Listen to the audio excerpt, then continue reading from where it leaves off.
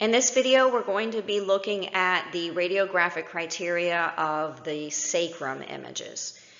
So this first image is an apiaxial sacrum. It requires a 15-degree cephalid central ray. The central ray will be entering midway between the symphysis pubis and the IS.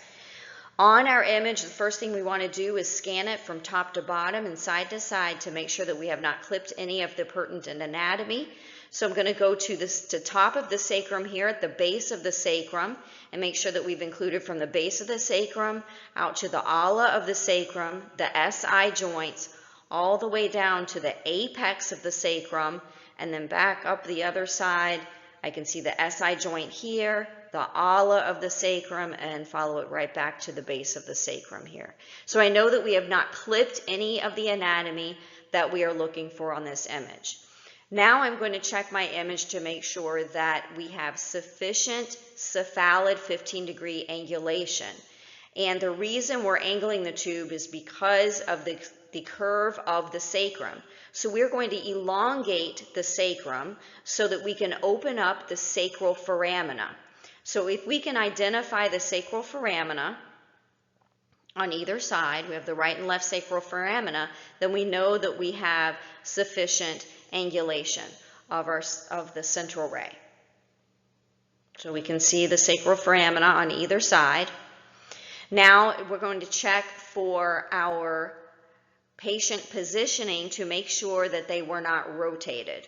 So I'm going to go to the SI joints and make sure that the SI joints are symmetrical and that the SI joints are equidistant from the median sacral crest, which is the center of the sacrum posteriorly. This is the median sacral crest. We can see these little opacities here. All right, and we want to make sure that the SI joints are equidistant from that midline, the median sacral crest. And also we can say that the sacral foramina should be equidistant from the median sacral crest. So those are two things that we can look for to identify if there is rotation of the patient that would be repeatable and need to repeat. Now let's look at the lateral sacrum and coccyx image. So this is called a lateral sacrum and coccyx because it does include the sacrum and the coccyx in one image. So for the lateral sacrum and coccyx, of course, we want our patient to be in a true lateral position by stacking the knees, stacking the hips, stacking the shoulders, and making sure that their spine is nice and straight and parallel with the table. We want to line up the interiliac line perpendicular to the table to make sure that our patient is in a true lateral position. So first of all, we're going to scan from top to bottom to make sure that we didn't clip any of the sacrum. So I can see the entire, this is L5. Here we can see the base of the sacrum, and then we can scan all the way down and find at the bottom we have that last segment of the coccyx showing. So we have not clipped any anatomy superior to inferior, and then from anterior to posterior we need to make sure we haven't clipped anything posteriorly here where that sacrum curves out convexly. So now for our positioning of this, the central ray placement for this position is at the level of ASIS and 3 to 4 inches posterior to that level. So we'll find the level of ASIS and measure back 3 to 4 inches posteriorly from there, and that's where our central ray will be. For our positioning to identify a true lateral with no rotation, we're going to look for that promontory. The sacral promontory is the most anterior part of our sacrum. We'll look for that to be in profile, the sacrum promontory right here in profile. We look to be able to see our sacral, the base of the sacrum we should be able to see. And then also posteriorly, we're going to follow that median sacral crest posteriorly on the sacrum.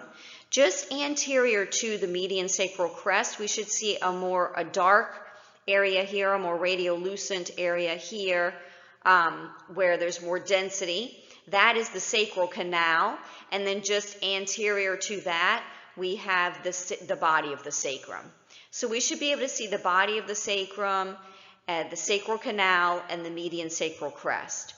If the median sacral crest is not identifiable on the image and maybe it's starting to rotate into the sacral canal is superimposed, that's going to identify to us that we have some rotation happening on our image. So that's a way to look for rotation, being able to see median sacral crest, then the sacral canal anteriorly, and then the body of the sacrum here. And then also our promontory in profile.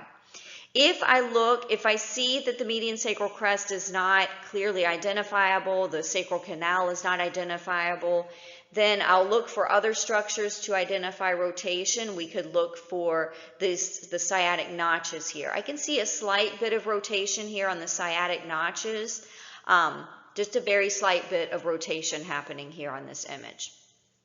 For tilt, we will be looking at the base of the sacrum. So if you're looking at, if it appears as very oval at the top here, like we're seeing the top of the sacrum rather than seeing the sacrum in profile or from the side view, then that would identify some tilt as well.